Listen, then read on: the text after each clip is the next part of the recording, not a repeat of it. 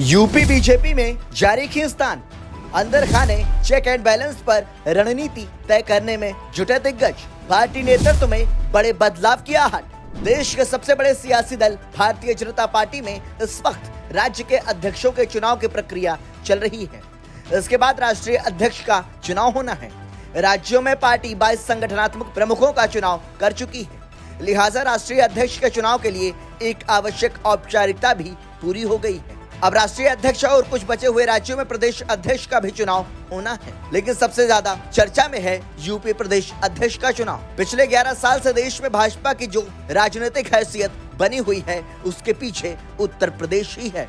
दरअसल यूपी से PM candidate को चुनाव लड़ाने की रणनीति कारगर साबित हुई और पूरे देश में बीजेपी का परचम लहराने लगा। मगर 10 साल बाद अब उसी यूपी में बीजेपी को चुनौती मिल रही है। पिछले साल हुए लोकसभा चुनाव के परिणाम ने बीजेपी को चिंता में डाल दिया है। पार्टी दूसरे नंबर पर खिसक गई है और इसी चिंता की वजह से यूपी में प्रदेश अध्यक्ष का चुनाव राष्ट्रीय अध्यक्ष के चुनाव से ज्यादा कठिन दिख रहा है।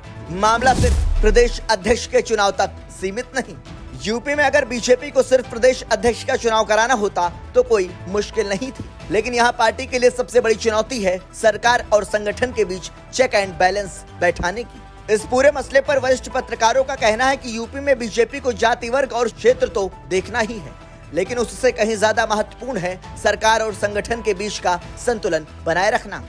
प्रदेश अध्यक्ष के चुनाव में इस बात का ख्याल रखना कि संगठन को सरकार से कमजोर नहीं होना चाहिए। इसके अलावा ये तथ्य भी महत्वपूर्ण है कि बीजेपी को 2027 में सीएम योगी की जरूरत पड़ेगी।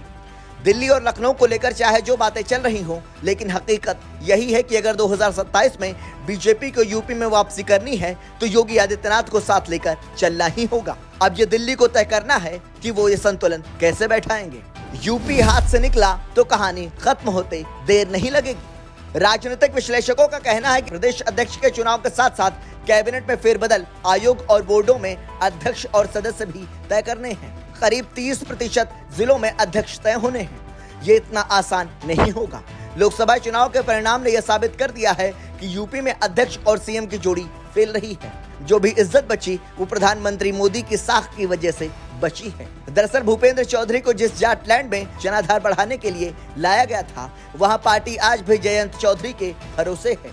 भूपेंद्र चौधरी खुद अपने क्षेत्र में चुनाव नहीं जीत पाए, तो ये सारी बातें महत्वपूर्ण हैं और फैसला इन्हीं बिंदुओं के इर्द गिर्द ही होना है। बीजेपी को पता है कि यूपी हाथ से निकला तो कहानी खत्म होते देर नहीं लगेगी, इसलिए पार्टी के लिए जो भी बेहतर हो सकता है उस पर मंथन चल रहा है। उत्तर प्रदेश में कई संदर्भों पर बदलाव संभव है।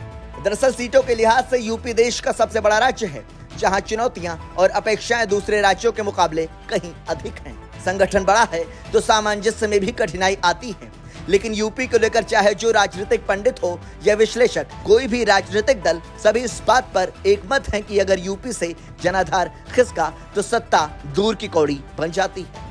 यूपी से कांग्रेस की विदाई होने के बाद से आज तक कांग्रेस की गाड़ी पटरी पर नहीं आ सकी है। वही पूर्व प्रधानमंत्री अटल बिहारी वाजपेयी को यूपी में हार मिली तो उनको सत्ता गंवानी पड़ी थी। यूपी और केंद्र दोनों जगह रिशफल है चैलेंजिंग। यूपी की पॉलिटिकल क्रेडिबिलिटी कहीं से भी प्रभावित ना हो, बीजेपी इसको लेकर भी कई पहलुओं पर विचार कर रही है। बीजेपी अब भी केंद्रीकरण की राह पर है, तो इसकी अलग चुनौती है। कहने को अध्यक्ष का चुनाव होना है, लेकिन ये एक तरह का सिलेक्शन ही होगा। यूपी और केंद्र दोनों जगह रिशफल होना है, यह भी बीजेपी के लिए चैलेंजिंग है। नॉन परफॉर्मर को एकदम से डंप तो कर नहीं पाएंगे तो उनका क्या होगा। बाहर से आए नेताओं का समायोजन कैसे करेंगे, अपने कैडर के लोगों को कहां भेजेंगे और किसको प्रतिनिधित्व देना है। ऐसे कई सवाल हैं जिनका उत्तर खोजना बीजेपी के लिए आसान नहीं होने वाला। वही बीजेपी महामंत्री विनोद तावड़े भले ही यूपी में आकर बैठकों के जरिए फीडबैक लेकर गए हों या यूपी में संगठन चुनाव के लिए पीयूष गोयल को नियुक्त किया गया हो, ये सारी बातें अपनी जगह हैं, लेकिन मूल मुद्दा यह है कि यूपी में सरकार और संगठन क्या ऐसे ही चलेंगे।